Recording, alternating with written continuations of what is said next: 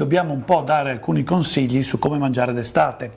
È evidente che in estate dobbiamo stare un po' più leggeri, perché se noi ci impegniamo molto nella digestione aumentiamo la produzione di calore interno. In termini tecnici questo si chiama azione dinamico specifica degli alimenti, cioè se noi ci mangiamo una tagliata alta così, un filetto, e mangiamo per esempio un risotto molto condito, è chiaro che nelle ore successive al pasto avremo molto più caldo, perché la digestione aumenta la produzione endogena di calore. Quindi dobbiamo cercare di fare pasti piccoli, frequenti. Ancora di più in estate vale la regola di spezzettare, di non fare un unico grande pasto. Ancora di più vale la regola di non mangiare troppo la sera, perché altrimenti il sonno e il riposo notturno ne risentirebbe. E poi cerchiamo di privilegiare degli alimenti molto ricchi di acqua.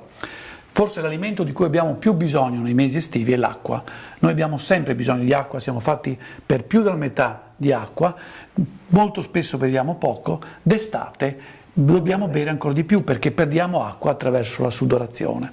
Allora anche l'acqua che è contenuta negli alimenti, penso per esempio al melone, penso alla verdura in genere, alla frutta in genere, è acqua che va nel bilancio idrico generale. Quindi privilegiamo alimenti ad alto contenuto d'acqua, che tra l'altro sono anche leggeri, che non impegnano la digestione.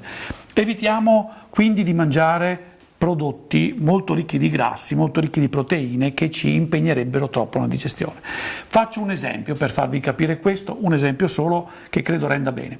Io potrei mangiarmi una fiorentina con delle patate, oppure potrei mangiare un piatto di prosciutto e melone. Sia nella fiorentina che nel prosciutto e melone noi abbiamo proteine ad alto valore biologico, quelle della carne, però le proteine contenute nel prosciutto sono predigerite, perché il prosciutto è stato a stagionare per molti mesi. Quindi se io mi mangio un piatto di prosciutto mi sento leggero, non mi viene sonnolenza, non mi appesantisco. Se mi mangio una fiorentina alta così, mi sento un po' pesante, mi viene da sudare e quindi non sto bene. Allora scegliamo per esempio il prosciutto crudo, che abbinato al melone rappresenta un piatto anche unico, completo. Stiamo poi attenti all'alcol, perché l'alcol dilata le arterie, fa aumentare la perdita di calore e quindi diciamo non dobbiamo eccedere con l'alcol nei mesi estivi. Questo non vuol dire che non dobbiamo bere, ma dobbiamo avere una certa attenzione, perché altrimenti ne viene fuori un cocktail micidiale. Quindi molta verdura, pane, pasta, molta frutta, pasti piccoli e frequenti, non appesanttiamo la sera e non esageriamo con gli alcolici, e tanta acqua. Questi sono i consigli che dovremo dare ai nostri amici telespettatori per i mesi estivi, agosto ma anche gli altri.